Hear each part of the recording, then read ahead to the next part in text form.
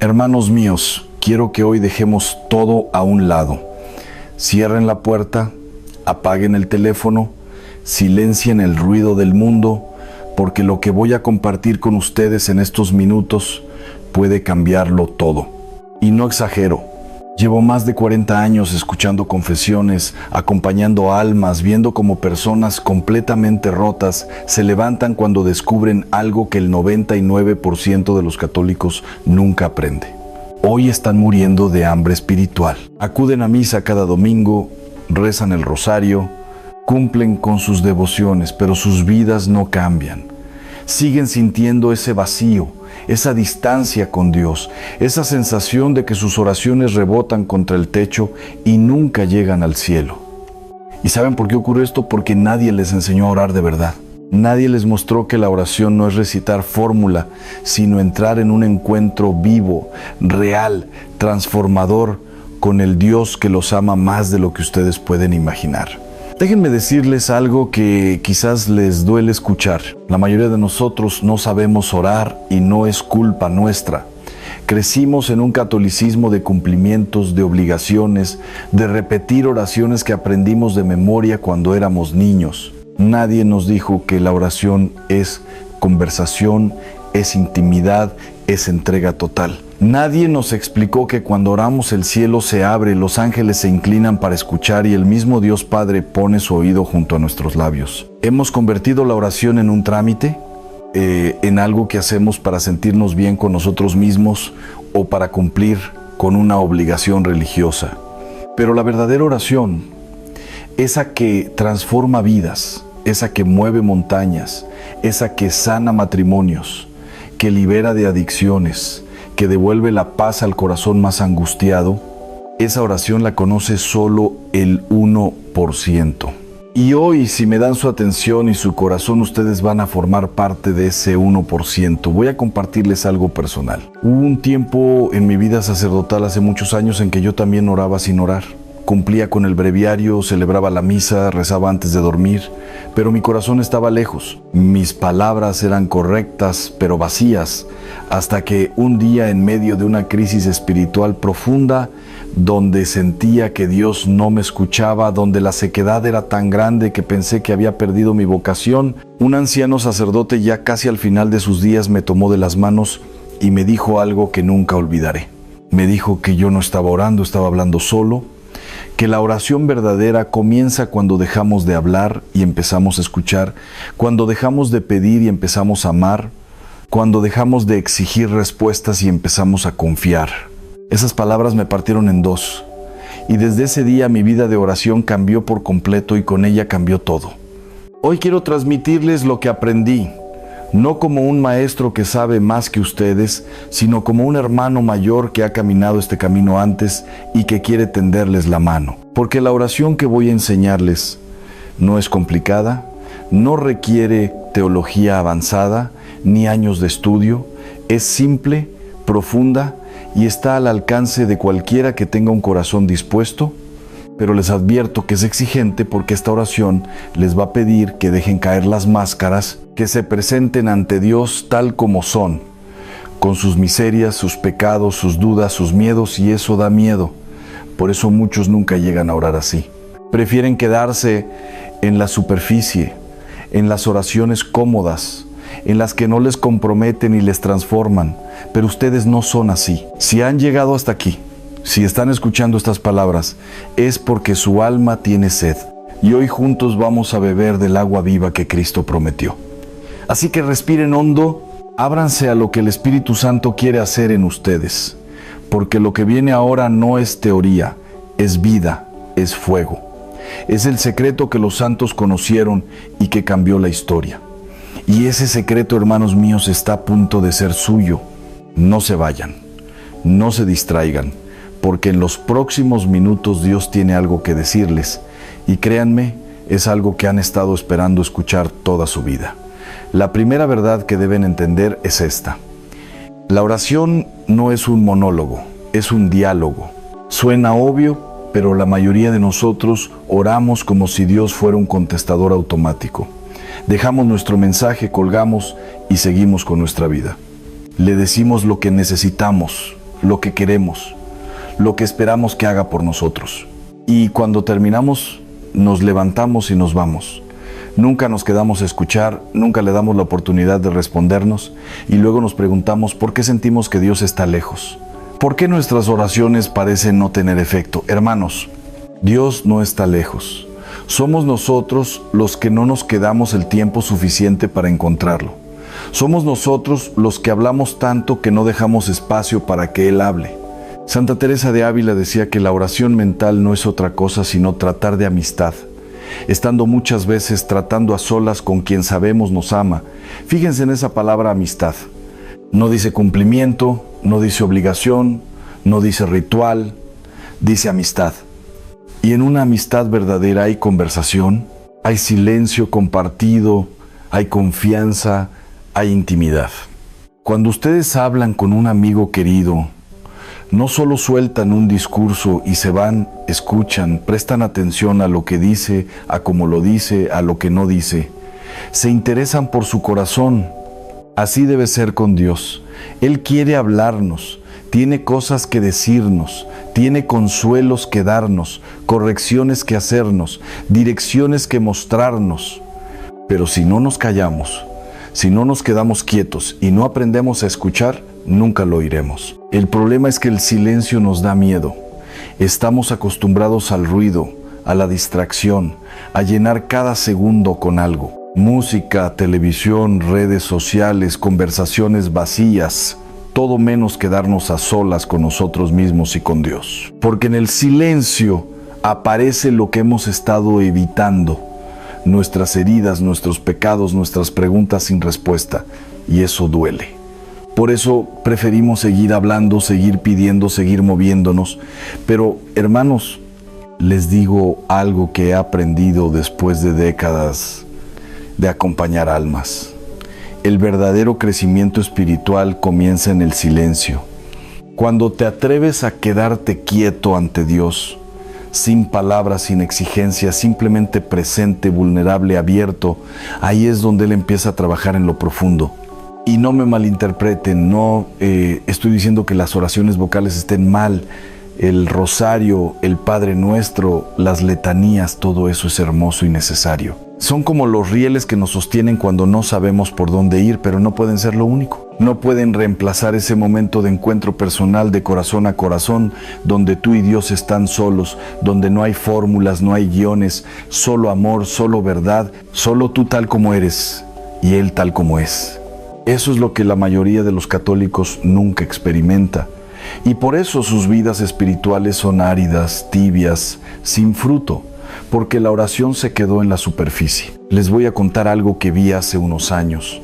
Una mujer vino a verme destrozada, su matrimonio se estaba desmoronando, sus hijos se habían alejado de la fe, ella misma había caído en una depresión profunda. Me dijo que rezaba todos los días, que no faltaba misa, que cumplía con todo, pero nada cambiaba. Le pregunté cómo oraba. Me describió una rutina perfecta. Rosario por la mañana, oraciones antes de comer, examen de conciencia por la noche, todo correcto. Pero cuando le pregunté cuándo había sido la última vez que simplemente se sentó ante el sagrario sin decir nada, solo para estar con Jesús, se quedó en blanco. Nunca lo había hecho. Nunca había probado el silencio, nunca había dado el paso de la intimidad. Y ese fue el punto de quiebre. Le enseñé a orar desde el corazón, desde la verdad, desde el silencio. Y en cuestión de meses todo empezó a cambiar. No porque Dios hubiera cambiado, sino porque ella había aprendido a encontrarlo. Ahora, escuchen esto con mucha atención, porque aquí está el segundo secreto. La oración verdadera nace de la humildad, no de la perfección. Muchos de ustedes no oran como deberían porque piensan que no están preparados, que no son lo suficientemente santos, que tienen que arreglar su vida primero. Y eso es una trampa del enemigo. Satanás quiere que crean que Dios solo los escucha cuando están limpios, cuando están en gracia, cuando han resuelto todos sus problemas. Pero eso es mentira. Dios quiere escucharte ahora tal como estás. Sucio, roto, confundido, pecador. Él no espera tu perfección, espera tu honestidad. Espera que vengas ante Él sin máscara, sin pretender ser quien no eres, sin esconder tus caídas, porque es precisamente en tu debilidad donde Él muestra su fuerza. El publicano del Evangelio lo entendió. Mientras el fariseo estaba ahí de pie, enumerando sus virtudes, agradeciéndole a Dios por no ser como los demás, el publicano se quedó atrás, no se atrevía ni a levantar los ojos al cielo y solo decía: Dios mío, ten compasión de mí, que soy un pecador. Y Jesús dijo que ese hombre bajó justificado a su casa, no el otro, porque Dios no se acerca al que se cree bueno, se acerca al que reconoce que necesita misericordia. La oración más poderosa que pueden hacer es la del publicano, simple, directa, nacida desde lo más hondo de la necesidad. No hace falta que inventen palabras bonitas, no hace falta que suenen espirituales, solo hace falta que sean sinceros. Y aquí es donde muchos se pierden. Creen que tienen que usar un lenguaje especial cuando hablan con Dios, frases piadosas, palabras antiguas, un tono solemne.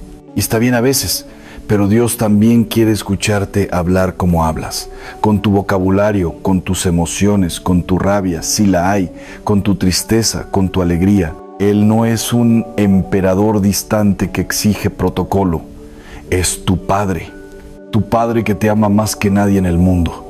Y los padres quieren que sus hijos les hablen con confianza, con libertad. Quieren escuchar sus risas, sus llantos, sus quejas, sus sueños. Así es Dios con ustedes.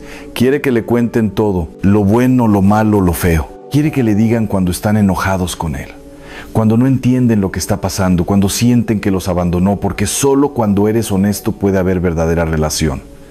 He conocido santos, personas verdaderamente santas, y les puedo asegurar que ninguno de ellos oraba con palabras perfectas. Oraban con el corazón descubierto. Algunos lloraban, otros gritaban, otros se quedaban en silencio absoluto, pero todos tenían algo en común. Eran reales. No fingían ante Dios, no actuaban, se presentaban tal cual eran, y eso es lo que mueve el corazón de Dios. No nuestras oraciones elegantes, sino nuestras lágrimas sinceras, no nuestras promesas grandiosas, sino nuestro reconocimiento de que sin Él no podemos nada. Cuando llegas a ese punto, cuando te paras ante Dios como el mendigo que eres, ahí empieza la verdadera oración, ahí empieza la transformación. Les voy a contar algo que viví cuando era joven seminarista. Estaba pasando por una crisis terrible, dudaba de mi vocación, me sentía indigno, pensaba que Dios se había equivocado conmigo. Una noche, después de intentar orar durante horas sin sentir nada, me rendí. Me tiré en el suelo de la capilla y le dije a Dios con toda la rabia y la tristeza que tenía: no puedo, no soy capaz. Si quieres que seas sacerdote, vas a tener que hacerlo tú, porque yo solo me voy a hundir. Y me quedé ahí en el piso llorando como un niño. Y fue en ese momento, en esa rendición total, cuando sentí su presencia como nunca antes, no con palabras audibles, no con visiones, sino con una paz que llenó todo mi ser, una certeza de que Él estaba ahí, de que me amaba, de que iba a cargar conmigo.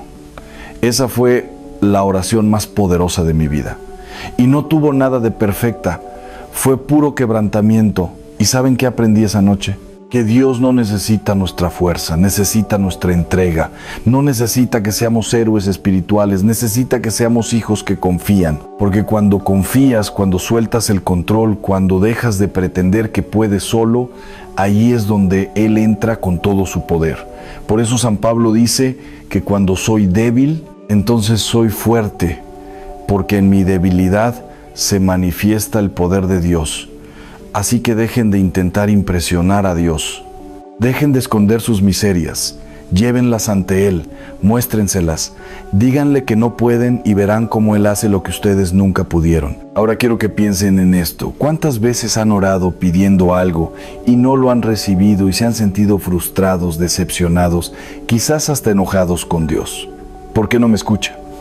Se preguntan, ¿por qué no responde? Hermanos, Dios siempre responde. Siempre, pero no siempre responde como queremos o cuando queremos. Y aquí está el tercer secreto de la verdadera oración. Orar no es convencer a Dios de que haga nuestra voluntad. Es abrir nuestro corazón para que Él nos muestre la suya. Esto es radical, esto cambia todo, porque la mayoría de nosotros oramos para cambiar a Dios, cuando en realidad la oración debería cambiarnos a nosotros. Jesús nos enseñó esto en el Huerto de los Olivos. Recuerden esa escena. Él está a punto de ser arrestado, torturado, crucificado, sabe lo que viene y ora: Padre, si es posible que pase de mí este cáliz. Es decir, le está pidiendo a Dios que le quite ese sufrimiento. Es una oración totalmente humana, totalmente honesta, pero no termina ahí. Termina diciendo: pero no se haga mi voluntad, sino la tuya. Ahí está todo. La perfecta oración: presentar ante Dios lo que queremos, lo que sentimos, lo que necesitamos, pero al final confiar en que Él sabe más que nosotros, confiar en que su plan, aunque no lo entendamos, aunque nos duela, es mejor que el nuestro. Eso es fe, eso es oración verdadera. El problema es que queremos controlar. Queremos que Dios sea nuestro empleado celestial que cumple nuestras órdenes. Y cuando no lo hace, nos molestamos, dejamos de orar, nos alejamos, nos quejamos. Pero hermanos, Dios no es un genio de la lámpara. Es el creador del universo que nos ama infinitamente y que veas que nosotros no vemos. A veces lo que le pedimos no es lo que necesitamos. A veces lo que queremos evitar es precisamente lo que nos va a hacer crecer. A veces el sufrimiento que rechazamos es el cincel que Dios está usando para esculpirnos en la imagen de su Hijo. Y si no aprendemos a confiar en eso, nuestra oración siempre será inmadura. Les voy a dar un ejemplo muy concreto. Una vez vino a verme un hombre que había estado orando durante años para que Dios le devolviera a su esposa. Ella lo había dejado por otro. Él sufría enormemente y cada día le pedía a Dios que ella volviera, pero no volvía. Y él estaba lleno de amargura, sintiendo que Dios no lo amaba, que no le importaba su dolor. Cuando hablamos le pregunté si alguna vez había orado. Señor, haz en mí lo que sea necesario para que yo sea quien tú quieres que sea. Se quedó callado. Nunca había orado así. Siempre había sido: Señor, cambia las circunstancias. Nunca: Señor, cámbiame a mí.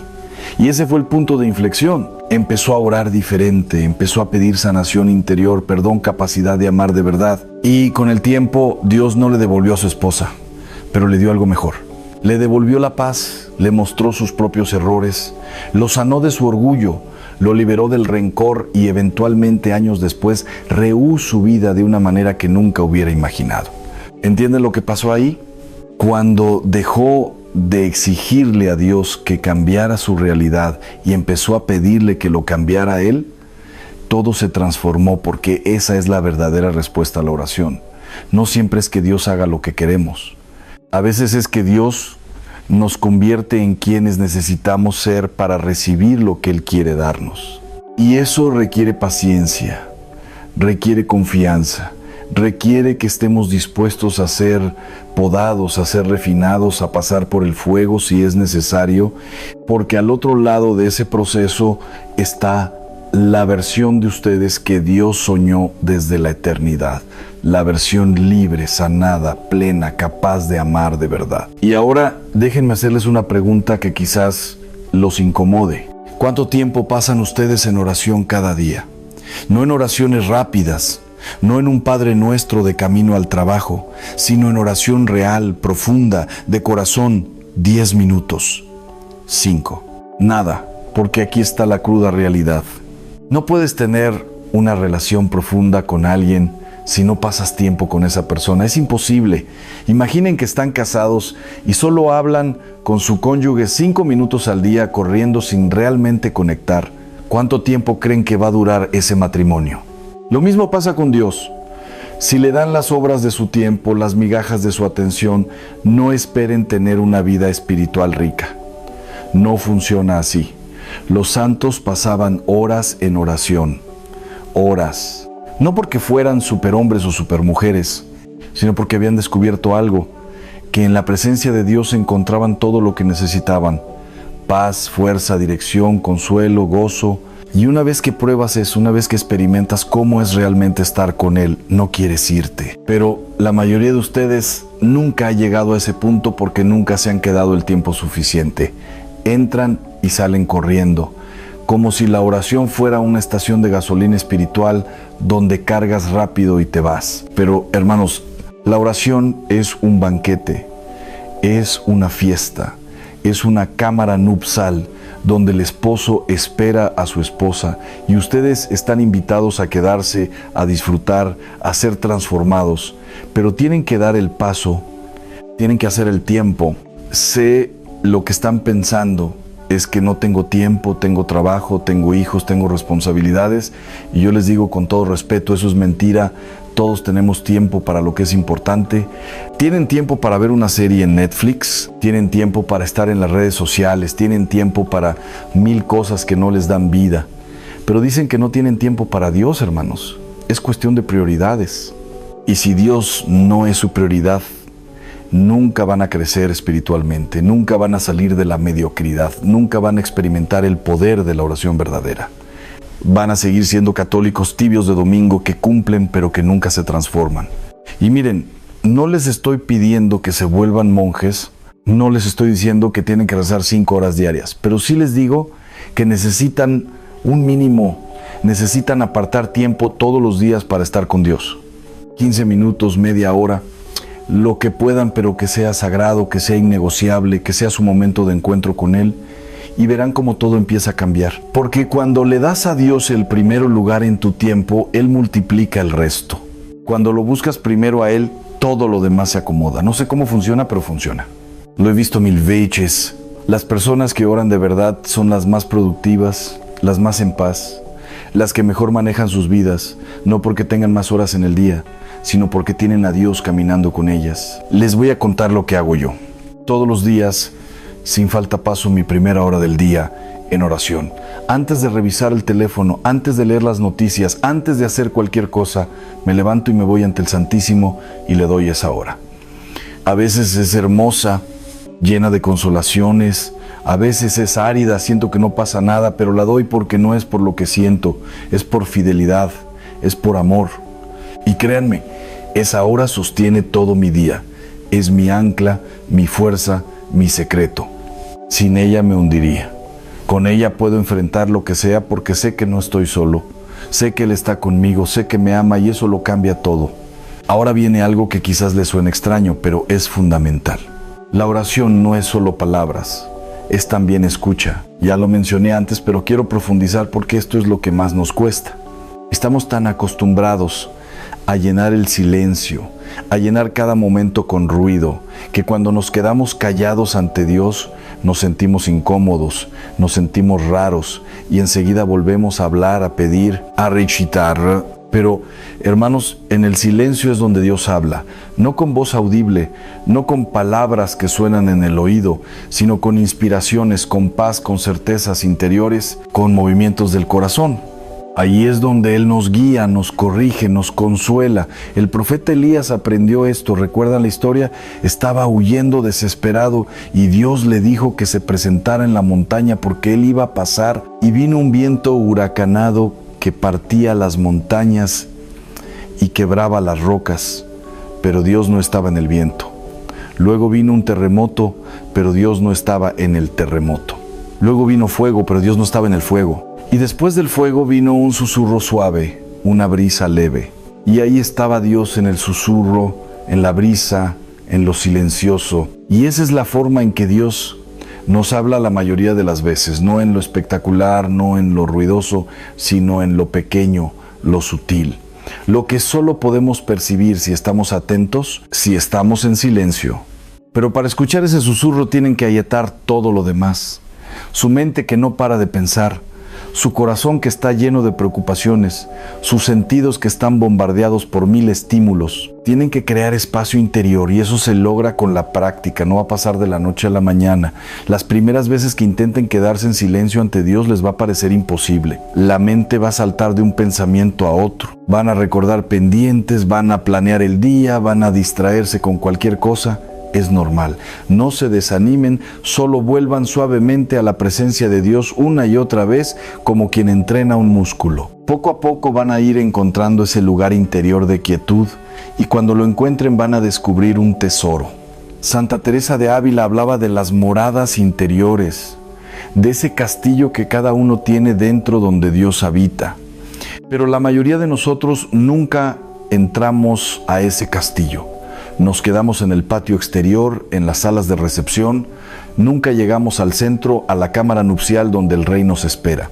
Y esa es la tragedia, que tenemos a Dios dentro de nosotros, más cerca que nuestra propia respiración. Y no lo sabemos porque nunca nos hemos adentrado, nunca nos hemos atrevido a hacer el viaje interior. Y ese viaje, hermano, se hace en el silencio. Se hace cuando dejas de mirar afuera y empiezas a mirar adentro. Cuando dejas de buscar a Dios en el ruido y empiezas a buscarlo en la quietud de tu corazón. Y aquí viene algo hermoso. Cuando empiezas a escuchar a Dios, cuando empiezas a percibir su voz interior, tu vida empieza a tener dirección. Ya no andas a ciegas, ya no te mueves solo por tus impulsos o tus emociones. Empiezas a moverte guiado por el Espíritu. Y eso es otra cosa. Eso es vivir en plenitud, porque Dios ve lo que tú no ves. Sabe lo que viene, conoce tus talentos, tus heridas, tu misión. Y cuando le das espacio para que te guíe, Él te lleva por caminos que nunca hubieras imaginado.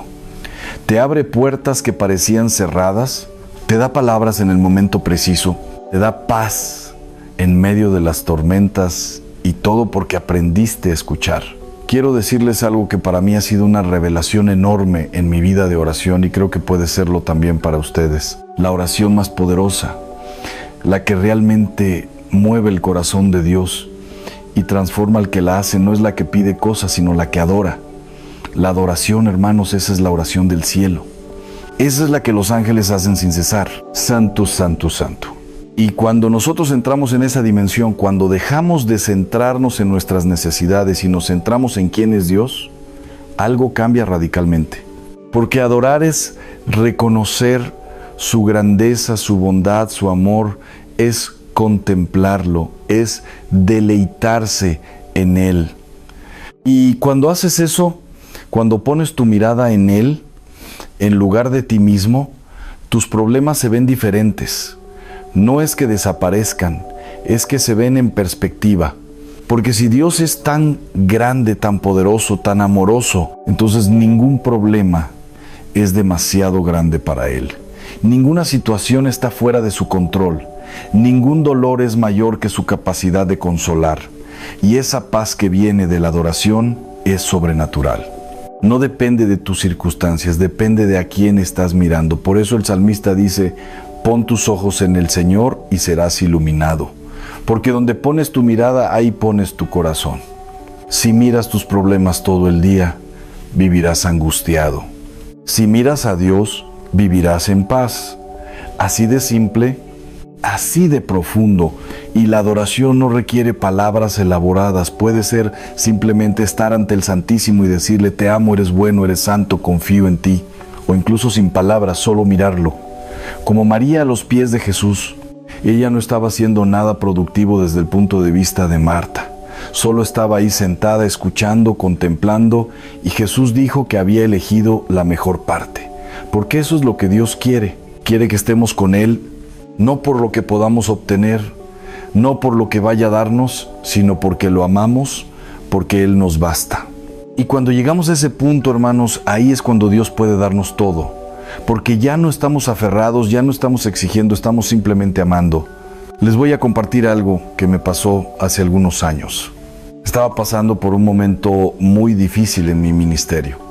Había conflictos, incomprensiones, sentía que todo se estaba cayendo y estaba orando desesperadamente para que Dios arreglara la situación. Pero nada cambiaba, al contrario, empeoraba.